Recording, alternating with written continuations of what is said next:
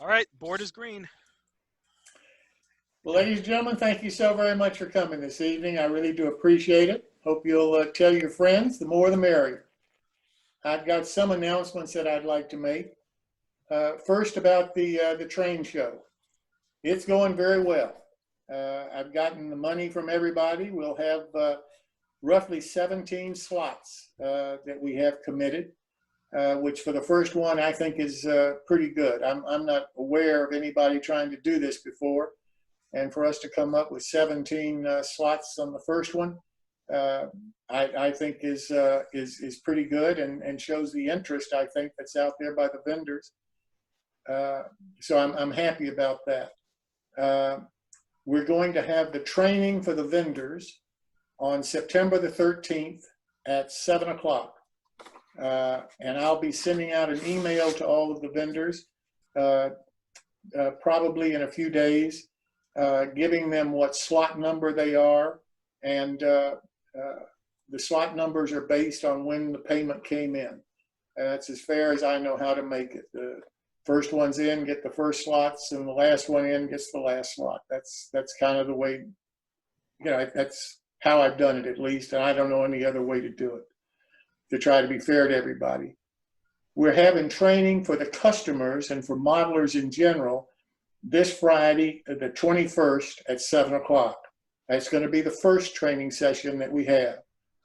2 weeks from now, we're going to have a second training session, and then a third and a fourth, depending on how many people indicated interest in it and so forth. Dylan's going to be running it.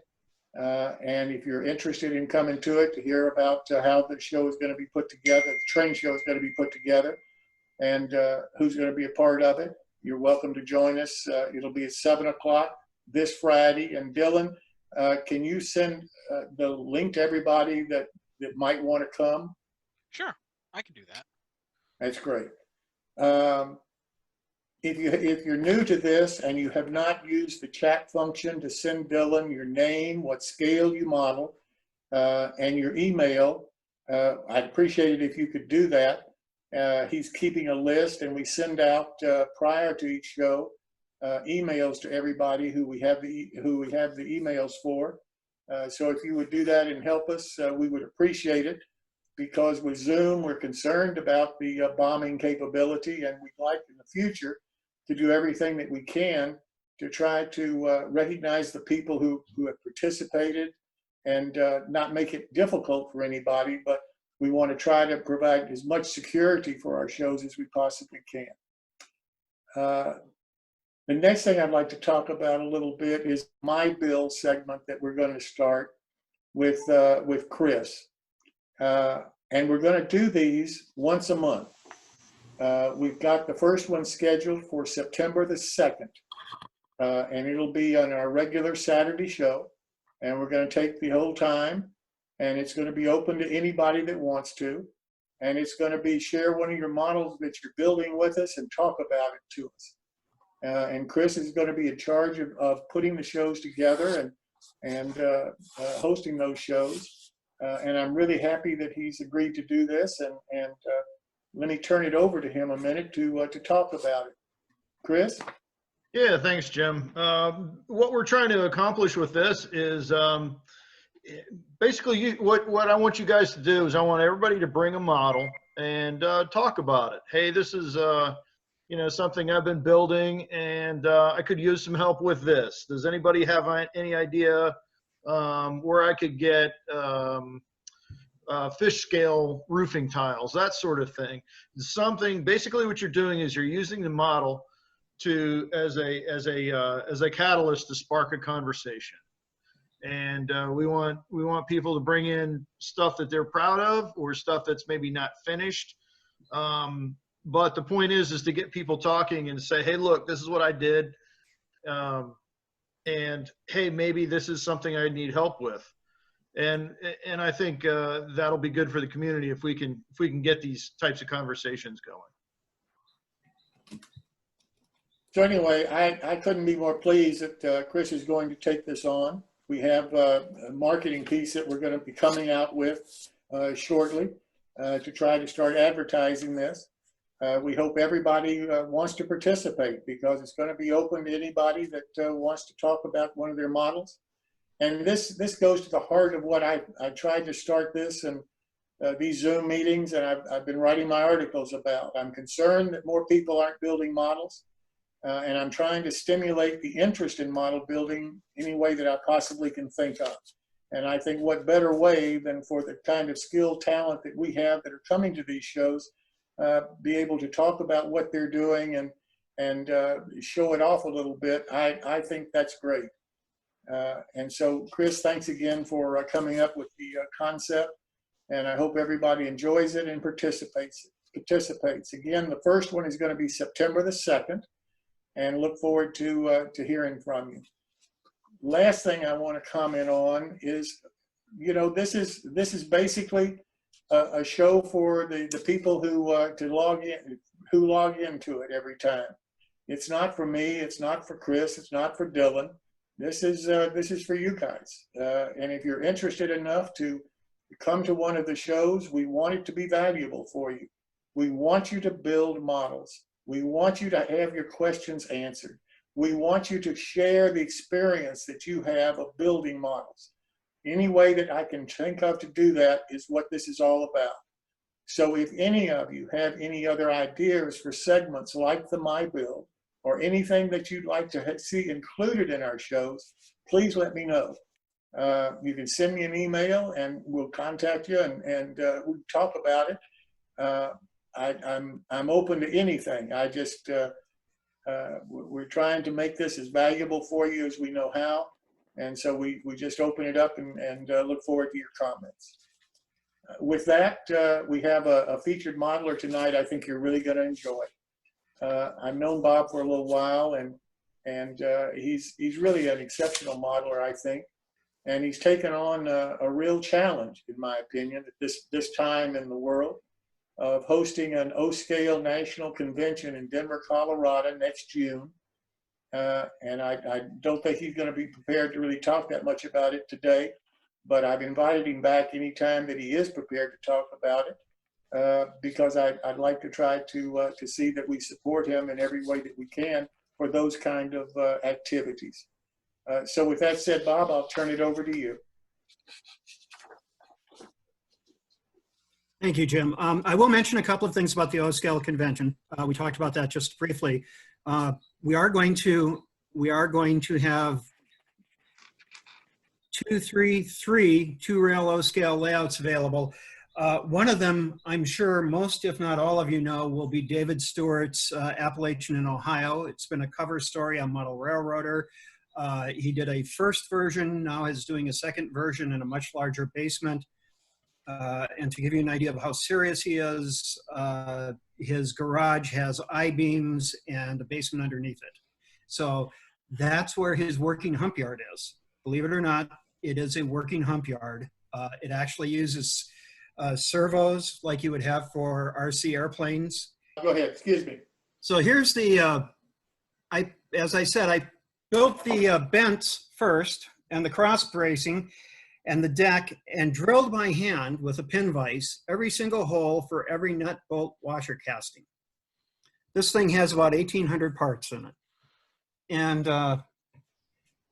this was 20 years ago, probably 22 years ago. And I decided, well, I'm going to now stain it so it looks like creosote. So I put it in a thin wash of Flowquill paint, left it overnight, came the next day thinking the wood would have absorbed the stain. And I really didn't know much about building anything from scratch, and discovered that the nut, bolt, washer castings had all melted. Every one of them. And so I took the bridge and set it aside for 10 years. Didn't even look at it. And I finally picked it up, started all over, used a different type of paint. And the only thing is, when you have nut, bolt, washer castings that melt, they do give it a nice creosote look when you're done. So I took this bridge to the Chicago March meet, O-Scale meet, and put it in the contest. And a friend of mine happened to be in the contest room when they were judging it. And of the 3 judges, 2 of them looked at it and said, "We're not going to judge it, it's not prototypical." Now we've learned when you do a contest, if you have the option, don't just fill out the sheet, but provide additional documents, plans, photos. And I had done that of the prototype bridge it was based on. And the third judge flipped through the book quick and said to the other two, guys, you better come back here and look at this because it is correct. And I found out that some judges, if they're not familiar with, for example, in this case, the two of the judges had a really good working knowledge of the engineering practices of Eastern roads, but not so much with the Western roads. And, and that could have, could have put me out of the competition completely. So that was another learning curve. But this bridge is going to be on my layout. It's one of the things I did early on, completely from scratch. Most of the cars I have either get modified or they're from kits. And so if you do a kit, you have the ability to do things like put on a good canvas roof if you're doing a passenger car, as opposed to what you would get out of an injection molded machine. Let me set this off for a minute and go to a couple of other things that I think are worth talking about here. And we're talking about, let me do this one. So this is going to be simply it's based on a prototype. This will be a building that PS2 hoppers, 2-bay hoppers come in with powdered cement, they dump, and that cement is transferred to tanks that will be in the back, and then the empty cars are hauled away. I'm using some panels here that were made available. The kits are no longer available, but they were once available. I've kit bashed it to what I need to use it for. And what's a little bit, I hope, innovative for this is, can you tell what this is? Twist ties. Twist ties. Absolutely. Guess what happens when you paint twist ties? I'm getting a little too much light here. Let me move this. Roll-up door. It's going to be a working roll-up door, absolutely. And how I'm going to do that is run a dowel through on each side. And I'm going to take these, which look like a vent, and put them on the side, and I'll be able to roll up and down the door. These actually come off the little soap containers in hotels. This is the sort of thing I learned from Bill Flint, who could he could walk through a store and point at things all along the shelf and say, this is how I would use this in modeling. One time I was at his place and he was changing the spark plug on the lawnmower. And if you remember, they have used to have the little tip that screwed off. Yeah. He screwed that off, showed it to me, and he said, in O scale, this would make a perfect exhaust for a gas electric. You need 3 of them, and they go across the back behind it. And he was right. They were perfectly sized and shaped. He had that ability to do things. So there's a little tip. You just take a sheet, spray paint it, and you'll be able to do a working rolling door. A couple of other things I want to talk about relating to modeling. Set that down there. Bob, before you go on to that, can I ask you a question? Yeah. With that roll-up door, how well does that hold up? Oh, it'll hold up wonderfully. Why? No, I never thought of using those before, to be honest with you. They look perfect. Yep, and these are the heavy-duty ones. They're bigger than, these are the, I don't know what you'd call it, like lawn bags. These are bigger for O scale. In smaller scales, you could use the smaller sheets. So, and then I'll use a wood dowel and the vents. A little bit of weathering and that's what you get. And you probably have to put a weight on the bottom so it'll hang fairly well. Actually, I'm going to do a channel guide. That part I did look at. So let's move on to a couple of other things. As I said, I learned a lot from Bill Flint, who got me into O scale, and he knew I didn't have a lot of money, but he would provide me with a kit every now and then, and even better, advice. He would tell me how to do it, how it had to be put together, little tricks that would make putting it together easier. And he won contests with his kits. He did them that well. We talk about having a mentor, and he was my mentor. He was also a mentor to Dave Schultz. And Dave and I have since, and Bill, gone to the March meet just about every year for the past 20 some years. It's a road trip for us. David's son now, David Schultz's son, James, has taken over running the March meet. I don't know if you had heard, it was at risk of being the last year this year because Mike Hill was just, they weren't going to do it anymore. And so these generations of modelers that come behind us are there because somebody helped them. Somebody was nice to them. I guess that's one message I would share is it's all good. In O scale, you might have people talk about Proto 48 versus 5-foot gauge, or they'll talk about wheel, flanges and wheels and all sorts of things. John Armstrong said it's all good. And John Armstrong also said, for example, when it comes to bench work, people might be carpenters and they love doing that. But John said, once it's got scenery on it, who really cares? As long as it supports the track, it's all good. And so that's one thing in the hobby that I appreciate. The people I've been with are, they're just easy to visit with. We do give the Proto 48 people a bad time because they'll quietly point out that they're a little more accurate to gauge. And then me and a couple of others will look at them and say, but when you get to the corner in the basement, do you have a 300-inch radius, or are you still at 60 like the rest of us? So it kind of equalizes out that way. Here's another little trick. I do a lot of decaling because I build my own models. And I've had a problem, I think like a number of you might have, with larger decals will curl up, or they're hard to handle when you pick them up with the tweezers. These little things come out of some sort of microwave meal that you steam. And I found out that this part fits nicely in here. And when you add water, the decal will float off. And then you can pull this up and the decal is just sitting there nice and flat. It doesn't curl up or do anything. And then you can slowly slide it out. Little tip I learned. We're gonna move on.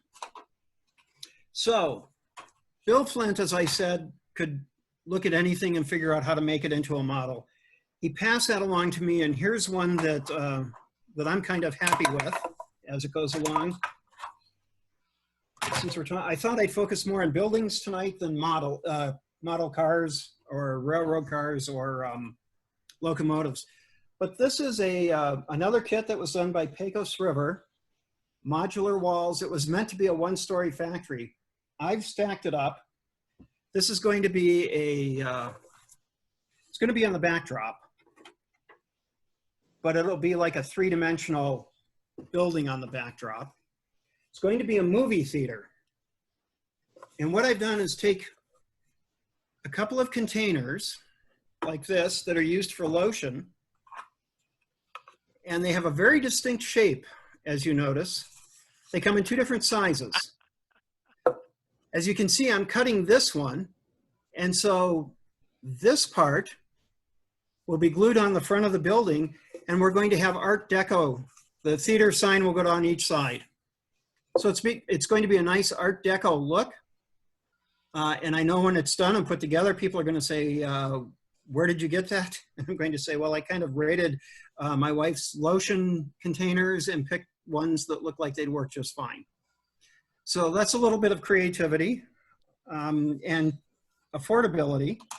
Unless, of course, I have to replace the lotion, then I might be in some trouble. We're going to go on to a couple of other things here. Here's another kit that is going to be on the background. It's going to be three-dimensional again. It's going to have a half wall. But it's just taking standard parts and reconfiguring them so they have a nice look. This will have doors that go in. This will also have I'm going to put magnets in a separate signboard. And that way, if I want to backdate, because I do have, I'm modeling 1995, but if I want to model say 1970 or put a steam locomotive on and model 1955, the sign plate is going to be on a couple of small miniature magnets. I'll be able to pop it off and put a sign on that would be appropriate for that era. So it won't take long to change over, look relatively convincing. And Bob, how do you make your signs? how do I make my signs? Well, I do communications work, so I have you know, software to print them out. You can print them out on decal sheet, or you can just print them out on glossy paper or photo paper, and then just put it right inside a box, or right inside a, you know, a backdrop for the sign itself. You have a is it magnetized? Yeah, yep. There, if you go to any number of stores these days, they have really, really, really tiny magnets, and I don't know if I have them here, but they're smaller than a pencil eraser, and they're just like the kind of magnets you'd have on small things that go on the refrigerator, or the small magnets you might have to put a name tag on these days. Yeah, yeah. Yep. And so it's real easy just to pop it in and make it era specific, take it off, put another one on, and then you just change a few details. Most of the buildings in the Midwest, frankly, haven't changed all that much in 50, 60, 70 years, with the exception of a few details, the automotives, the cars parked out front, the signs, and that's about it. Gotcha. So Indoor signs. here's another one. I'm going to put this down here. This is a Golden Gate model. They make plastic passenger cars in O-scale. And I model Northern Pacific, and this is, you would think, has nothing to do with Northern Pacific. I couldn't match it to anything, or so I thought. But I did a little bit of research and discovered that the Northern Pacific took wood passenger cars, resided them with steel, but they kept the original arched windows that the wood passenger cars had. And as it turns out, the length is correct, the trucks are correct, the baggage door size is correct. All I'm going to have to do is block out a few windows. And Bruce, I know you're on. I think Bruce is on, so he'll be familiar with this. These parts were made for trolleys in O-scale. All I have to do is cut that part out and replace it here. And when I get done, I'm going to have what will be probably a 90–95% accurate Northern Pacific car with very little work. And the only reason that is impressive. The only reason I figured that out is because I've learned you don't stop. If you see something you think you can do, you figure out how to do it. So that's impressive. I got to give that to you, Bob. I wouldn't have thought of doing that. So, but they put steel siding on wooden cars? Yes, a number of railroads. Great Northern did. Old Barney and Smith cars. Great Northern did. Sioux Line did. Northern Pacific did.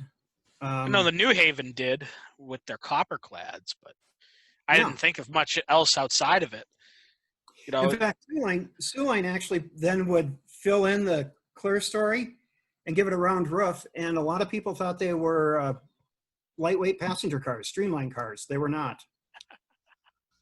So, incidentally, I'm doing an article on this for Dan Dowdy for the O-Scale Resource magazine, unless you get to it first, but that'll be out there. A few other things we've learned over the years, tricks when it comes to modeling is... Are those passenger cars still available, Bob, or is that an old kit? Or? No, Golden Gate, I don't know if they're in current production, but Golden Gate right now is running train-specific cars. So they're doing the North Coast Limited, they're doing the Milwaukee Road Olympian, but these cars were sold in a 3-car package. It was an RPO, a baggage, and a combine. The RPO and baggage can be turned into Northern Pacific, in my case, Northern Pacific, Great Northern, or Sioux Line cars very easily, the 60-footers, just by rearranging some of the windows. This one I couldn't match to anything until I realized, yeah, all I have to do is replace the steel panels with the arches. And then, so we'll go to the plan. You do see there's a smaller window here. Yeah. And thankfully, they made panels with smaller windows as well. So Yeah. it's going to be a fun project and a very simple one, but it's how we learn. It's just taking different things, putting them together. I don't have them here, but I have 2 steam engines that I picked up in Chicago at the March meet. One was a 462 built by Weaver. And I picked it up in the last 10 minutes of the show. Somebody pulled it out of a box and threw it down because they'd sold everything else. I walked over and looked at it, and he said, you know, it's a basket case. I took all the wiring out of it. It doesn't run. And I bought it for $125, took it home, and it didn't have a pilot. But you know what? For $5, you can get a nice brass pilot, a couple of screws, you put it in. As it turns out, the motor was there, everything was there. He had just pulled out all the sound and the steam, the smoke unit, and the DCC part. And so I just wired it to 2-rail, and it works perfectly fine. Not bad. One other steam engine I have is a brass nickel plate 284 that when I bought it was, again, a basket case, missing the valve gear, and the motor was seized, but I paid $300 for it, for an O-scale brass 284 nickel plate. And then the next year I found a caboose, and the next year I found the decals, and then I talked to Jay Criswell, and Jay said, you know, for $100 I can remotor that and have it running beautifully. And that's what I did. And all I have to do now is paint it, but it's probably a $700-800 locomotive normally, and I have $400 into it, and I'm just thrilled. Yeah. I have that HO budget, but I'm figuring out how to do O-scale as well as I can. So a few other things I'll mention. I want to find this. Where did I put it? I'm sorry, I have if you must know, I have a cat that's trying to be very helpful. See, you're not the only one. His cat just interrupted the show. We have Maine Coons. Inspector. Yeah, we have Maine Coons, so they're big cats. They're O-scale cats, if you will. I'm looking for, oh, hang on. There it is. I see it.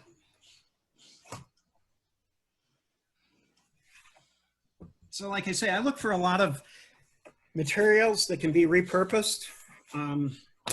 If you go to almost any hardware store, you'll find a corrugated floor mat. Turns out those corrugations are just about right to do steel silos. Or in N scale, these would work pretty good for precast concrete. So basically you buy the mat, you wrap it around a PVC pipe,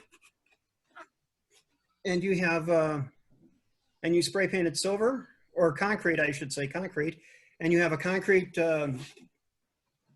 silo, especially the type that were used on farms.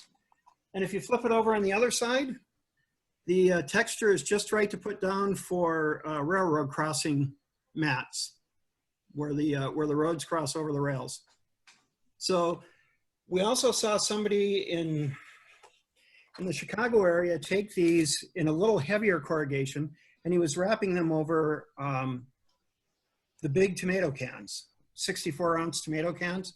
He'd cut them in half, and he was making a Quonset. Looked perfect. Inexpensive, quick, and you know what? If I went into a hobby shop and tried to figure out how to do that with the materials they have, I couldn't do it. So that's these are some of the main things that that I wanted to talk about tonight. A little bit about the affordability and some of the creativity. You know, take a Bill Flint and he would look at this and he'd come up with something. And in my case, it was, this is going to make a great Art Deco sign for the front of a movie theater. And the fact that they come in 2 sizes means this will be the main one over the entrance. These will be the ones on the corner on the street. Smaller, but same thing. So fun stuff. And I think those are the big things I wanted to talk about tonight. I went through, like I said, I would have done this down at my workbench, but the signal wasn't reaching down there. Oh, that's another thing. My workbench is a full desk. I've talked to people that say, where do you get things? Often I look at Craigslist, and you know, some people will spend $100 to go get a knock it together workbench from Harbor Freight, and for free I got a 6 foot by 3 foot desk with the drawers and the overhead shelves and everything from an office. They just wanted it out. So not a bad way to go. And that's, you know, if you go through a craft store too, I do a lot of that. We'll go through Hobby Lobby or if you don't want it, Joann's. It's amazing the ideas you get just walking up and down the aisles. But free, you gotta love free. Yeah, I do. It's awesome. I mean, I got my desk for free, so I can't complain. I mean, you just gotta get it. You just gotta get it from where it is to home.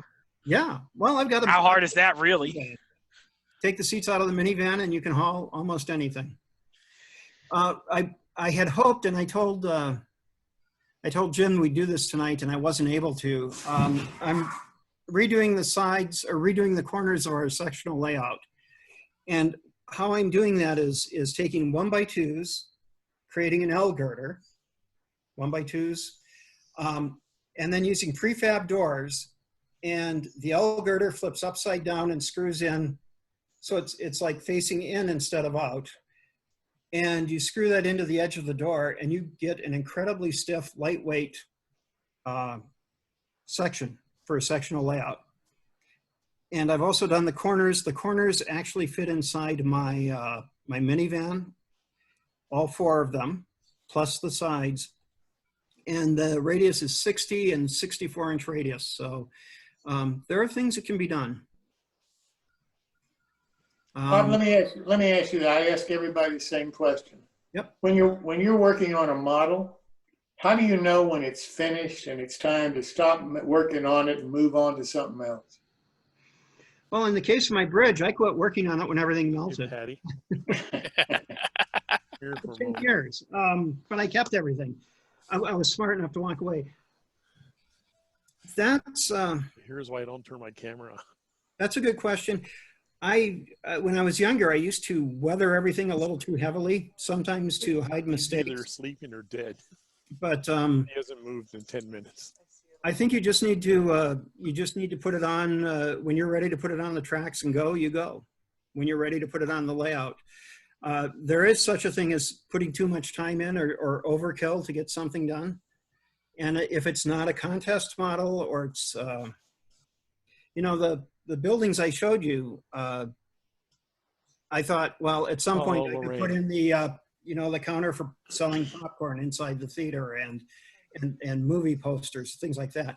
I probably won't do that because once it's on the layout, it's not going to be lit from the inside and nobody would see it or appreciate it. So, and one other thing I've learned in the hobby, because as I said, I'm an O scale, I can't really afford it. So I have to buy things as bargains, often used at shows. I've learned very early on, you look at the boxes underneath the table. Stuff that people call junk often has some nice treasures in it.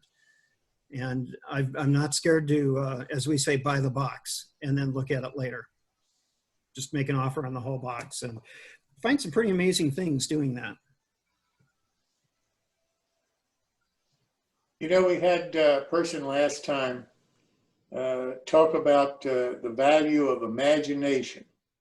in the hobby and using imagination in your model building. And I had never heard anybody put it like that before.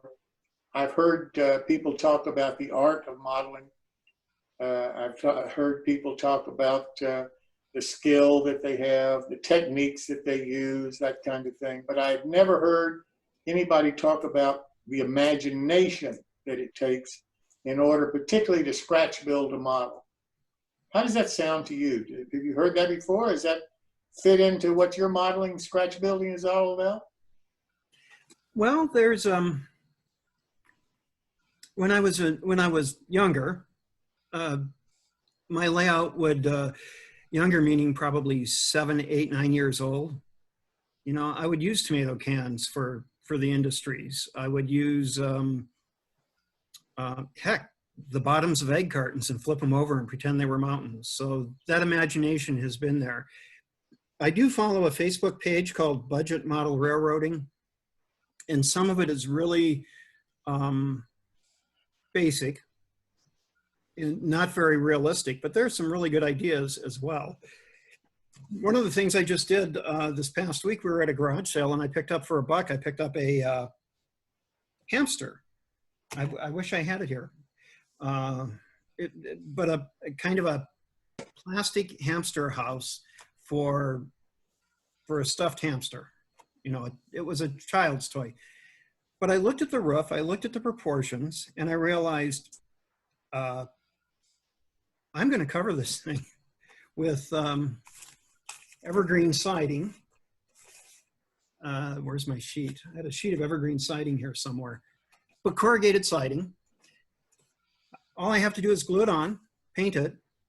The windows are already there, so I can just put in a Grant Line window.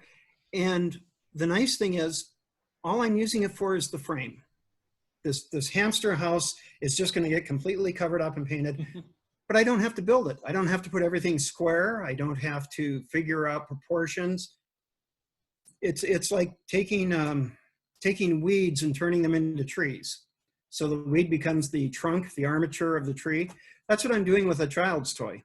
I'm just going to cover it up with scale materials, and I will probably cut my time, I would say by 2/3, as compared to having to do it from scratch. So Gotcha. you get that eye. You start looking at things and saying, boy, I could turn this into that, or that looks pretty close to scale. Or another example is, and I didn't discover it, I just rediscovered it. We had our roofing done. We had our house done, shingles. And I noticed that where there were piles of grit that had come off the roof when I did it, looked exactly like scale ballast for O scale and the right color. That was the big thing. It was the right color. And so I contacted the roofer and asked, could I get this in bulk? Yeah. So he got me a couple of pails, and it is. If you compare it to actual O scale ballast, this is the same size, same color. It's organic rather than rock, but it's cheap. It's inexpensive and it looks good. And it's, more importantly to me, it's quick. I was able to get it right away. So. But it's organic. It's not rock. I don't know how. It's a synthetic material. And I know David Stewart, he uses rock. They actually go and find it and sift it, and then they have to wash it, and then they have to run a magnet over it to pull any materials out. I'd rather just pour it on, glue it on, and be done. I don't have that much time.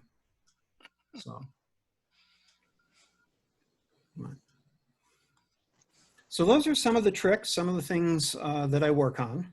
For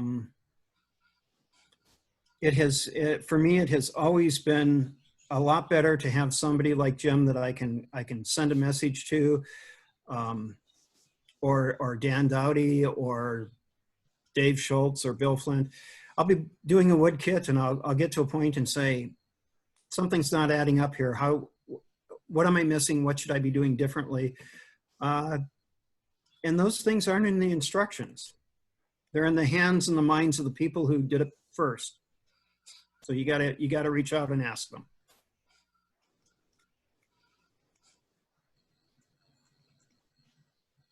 Anybody have any more questions for Bob? Well, I can say this: it never hurts to have a good mentor, or even just a good friend to bounce something off of. I mean, I can't tell you how many times I've bounced stuff off of people. You know what I mean? Sometimes once you get stuck, having somebody there to talk to is just that helpful. It is. No, it just at the same time it reminds you that you're not alone. You know, I had somebody tell me once that model railroading's antisocial, and I don't believe that. If it was antisocial, then nobody in this group would have bothered showing up.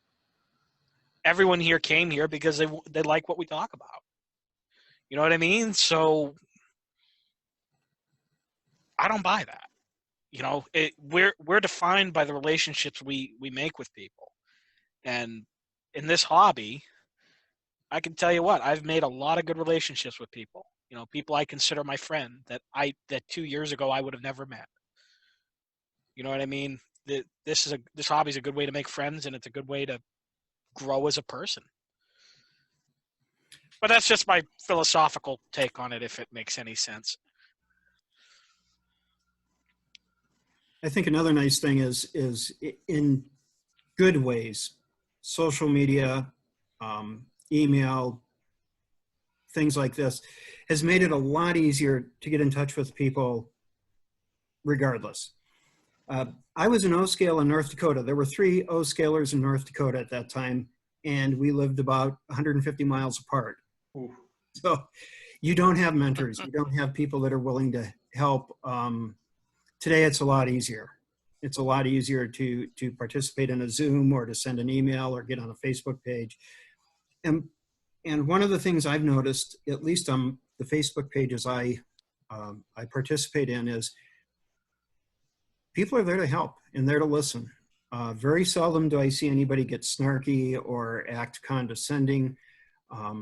Nobody cares where you live, whether you're blue, whether you're red, male, female, old, young. That seems to be completely by the wayside. They're more concerned about, you know, are you using KD couplers, or what wheels are you using, or things like that. So good stuff. It's all good. Whereabouts are you located, Bob? I'm about an hour north of Denver. Oh, okay. But I grew up in North Dakota on the Sioux Line and Northern Pacific. Mm. And that has strongly influenced my modeling. I'm modeling a regional railroad in O-scale called the Midland Continental. And in reality, there was a Midland Continental in North Dakota.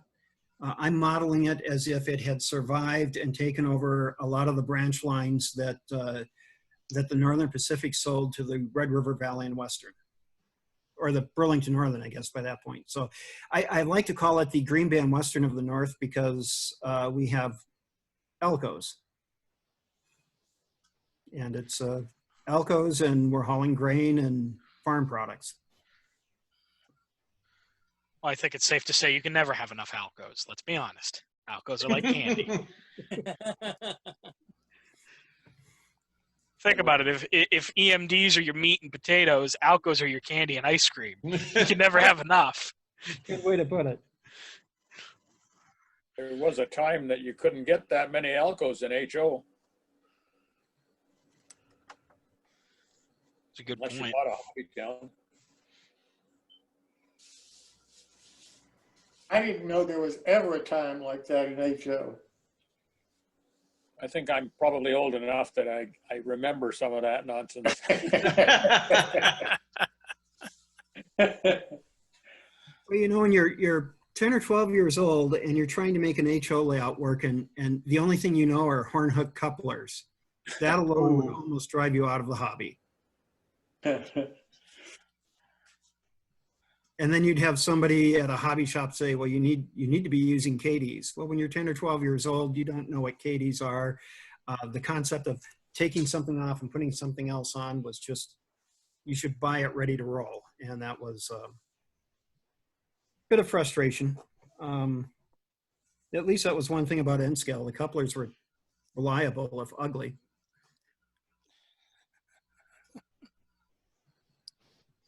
So,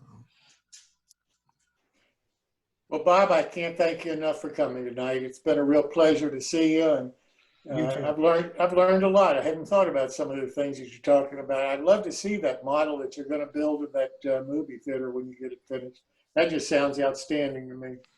well, you know, it's about halfway along. So here's another. See, I had to bring things up from the workbench. I didn't bring everything up. I also have. They're like twist ties. They're flat, and they seal. So when you buy bulk coffee, you roll it up, and then there's kind of a metal band or a plastic that goes around. Yeah. I'm using those as trim because, again, they're the right size. And I'm going to take one of them and kind of twist it so it looks like it has been pulled away from the building by wind. And then I'm going to put a couple of people on a step ladder with tools like they're trying to fix it. So little things like that. It's just fun to do. Oh, absolutely. I agree. I agree. I'm all about the fun. I build some weird stuff. Well, your playground equipment is amazing. Yeah, I had fun building that, I'll tell you. I had a lot of fun building that. Let me tell you what I'm working.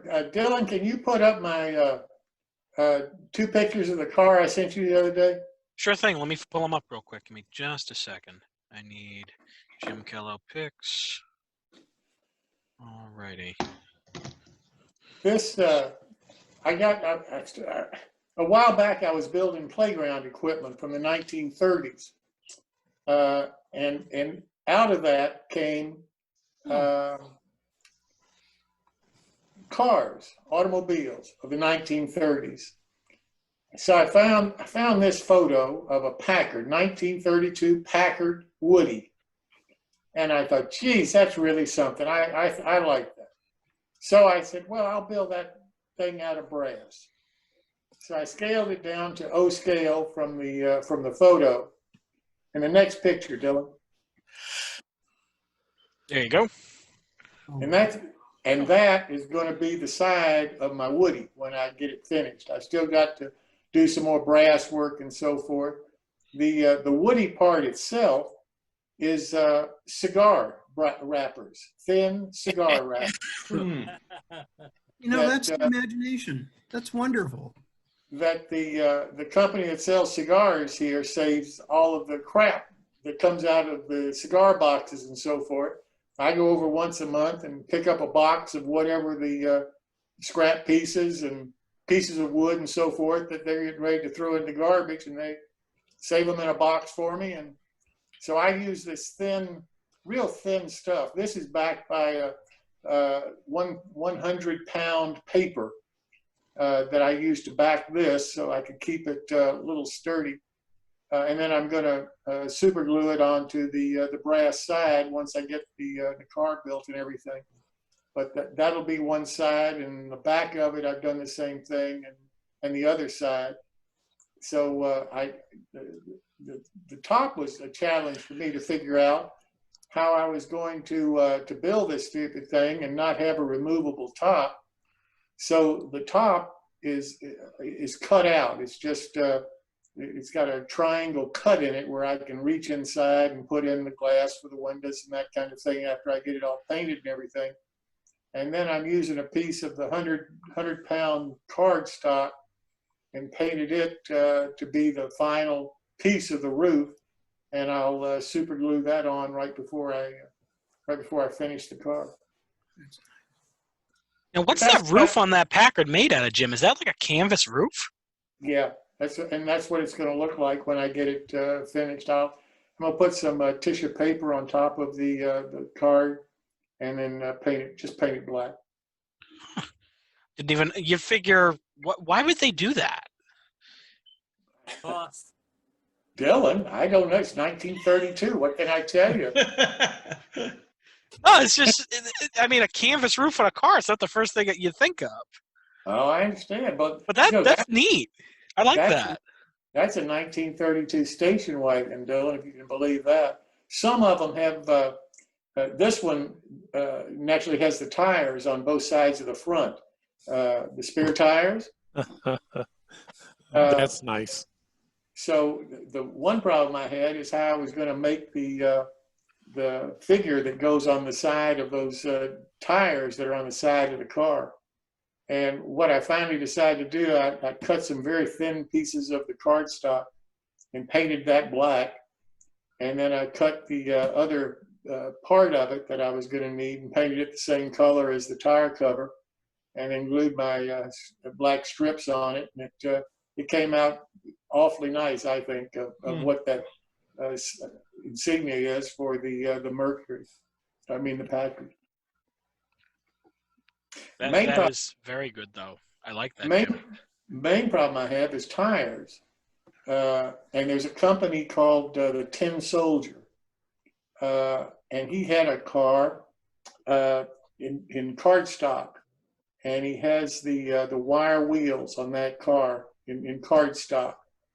And I had a copy of that I had downloaded. And I can't tell you how many times I have re-downloaded now and copied that model that he makes in cardstock to get the tires for it. And so all of my tires are made out of just layers of card that finally come up and look like they've got the wire wheels on them.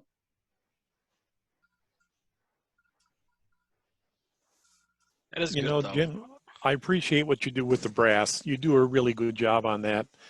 Have you ever read a book by a gentleman by the name of Ken Ferran?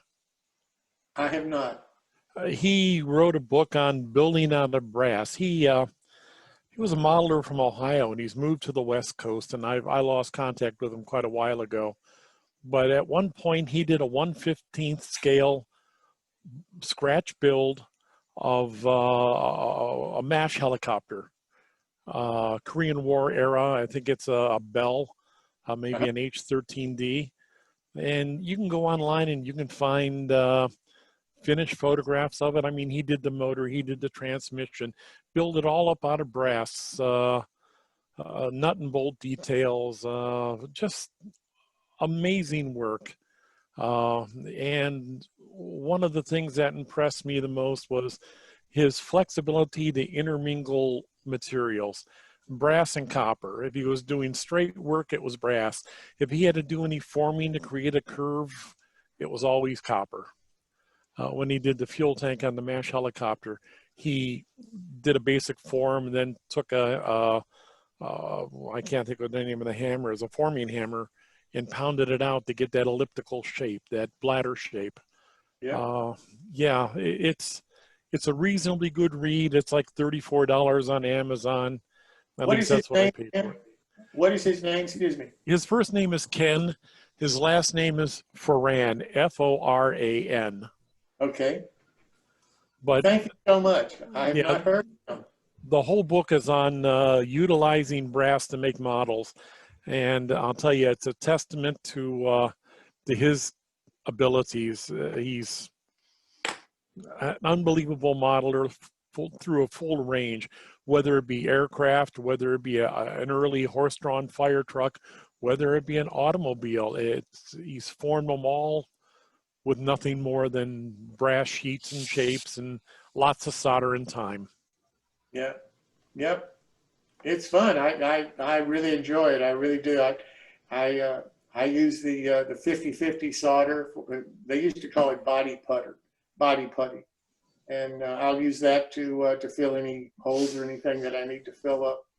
But I really enjoy building in brass. I either use brass or basswood. Everything I build, and because I model the 20s and the 30s, I like the antique stuff. And for me, it's really interesting because you won't see on many O-scale layouts a 1932 Packard Woody.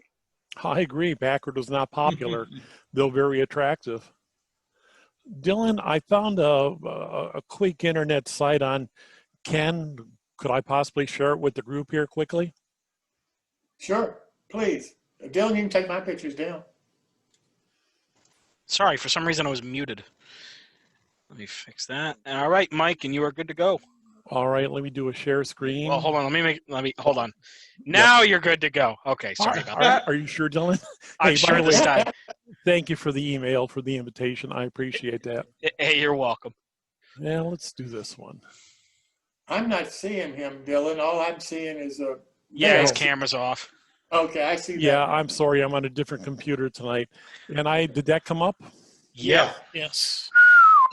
Here's some of the work that he's done scratch. Isn't that- That's that- all scratch? Every single, with the exception of the nut and bolts, they're functional. He buys them from, what was that called? Scale Hardware. Yeah. That is a thing of beauty. But everything you see is scratch. He has far more patience and ability than I do. But he does That is beautiful. I think he vacuum formed the dome, and he talked to, oh, here it is. He made a master vacuum formed the dome, the bubble dome for it. And then he built the stretchers. I mean, he did the whole thing in brass. It's absolutely gorgeous. So if you have an opportunity sometime, let me go back up to the top. I think his name's up at the top. I would suggest that you take a look at some of the other work that he's, oh yeah, my mouse is giving me nothing but problems tonight. Here it is, Ken Ferran. Yeah. And like I said, he's got a very good book out on building brass models. I don't remember the exact title, but if you type in Ken Ferran, there's only one book. And Jim, that's all I got tonight. You're doing a great job on the Packard. Looked great. Thank And you so. I appreciate thank you you for, showing me this. I thank you, the entire group, for what you guys do. I don't get to attend as regularly as I like to, but thanks to Dylan sending me an email. It was a pop-up reminder, and I put something else off to be able to attend, and I thought Bob did a great job. Well, thank you. I did too. I did too. Thank you all. Something else I'll mention to you. It's amazing to me what you can find in the other hobbies that are out there. A while back, I wanted to have an airplane, a bi-wing airplane on my layout. And I built one out of plastic from a kit. And I couldn't figure out how to get the propeller so it appeared to move when it was just in, stationary position. And there's a company out there called Prop Blur, and they make a product that is the prop replacement for different model airplanes. And I promise you, you put the stupid thing on and you stand back maybe 5 feet from it, and you would swear that propeller is actually moving. It was amazing to me. I tell you, the guy's really nice. He's been doing it for a while. I'd never heard of any product like that before. But it's amazing to me what's really out there if you start looking around the various hobbies. If my screen is still up, there's his book. Yep. I see it. Building in brass. I didn't realize it was that old. My oldest daughter's family got me that as a birthday present one year.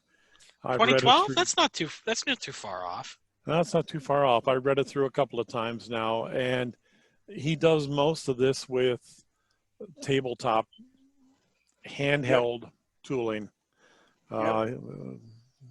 Yeah, I'm surprised how good of a job he does. You can see the variety there on the front cover. Unbelievable stuff. Just unbelievable. I agree. Gentlemen, I'm going to leave tonight. Thank you so much for allowing me to attend. I look forward to the upcoming next event. Well, thank you for coming. We appreciate it. My pleasure. Anybody else have anything they'd like to talk about? Bob, I'd like to ask about that. What you're trying to do an O-scale show in Denver? Yes, the O-Scale National Convention will be in Denver. Last time it was here was probably in '94. Tends to move around the country. It is, we're going to expect probably 200 or so, 200 to 300 tables, selling tables. We're going to be looking at probably 300 plus people participating over a 3-day period. A lot of specialty events that'll go on with it. It's kind of like, we try and make it like the old rendezvous that the trappers had. It's where everybody comes together and you can see and do and visit and find and discover, and just a good time. When? June 17th through the 20th of next year. And we are doing the final negotiations with the hotels. So the date potentially could change if something falls apart. I don't expect it to at this point. Okay, so you're about 4 weeks after O Scale West. Yep. Okay. And I'm out at California, so I'm very familiar with O Scale West. And we'll be a couple of months behind the March meet. Yeah. Have you been to the March meet? No, we've never made it to the March meet.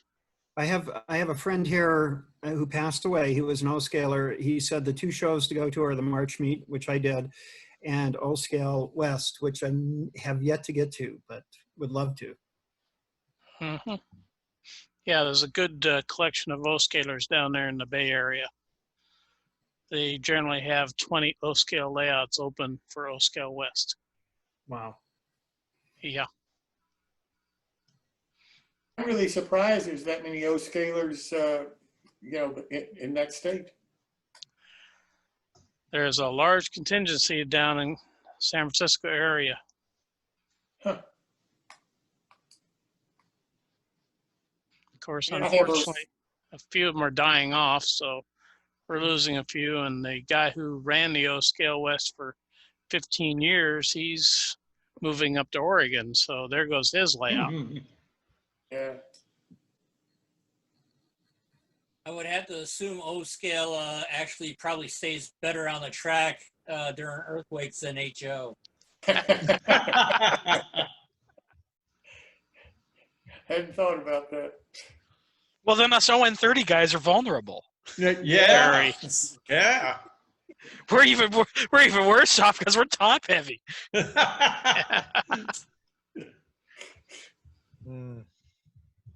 I used to love that O-scale March, the meet in March in Chicago. That was the first show I ever went to that I ever entered a contest. That was back in the early, I guess, late 80s, early 90s. I never will forget that. That was a great experience. Oh, it has gotten to be family for a lot of us. We see each other every year, and it's the one time we get together.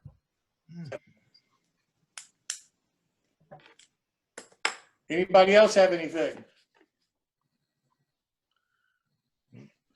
Well, Bob, I can't thank you enough again. I really do appreciate you coming tonight and giving us these tips and ideas. You're a very creative modeler, and I really do appreciate your time and your effort that you put into this. So thank you so very much. Well, thank you. And for those who are on Facebook, I do have a Facebook page, Midland Continental Railroad. Look it up. I often am posting projects, and I'll be putting up some more information on the movie theater now that I can get back to it. Cool. Fantastic. Well, ladies and gentlemen, next time we've got Jimmy Simmons. He owns Monster Model Works that's back in business now.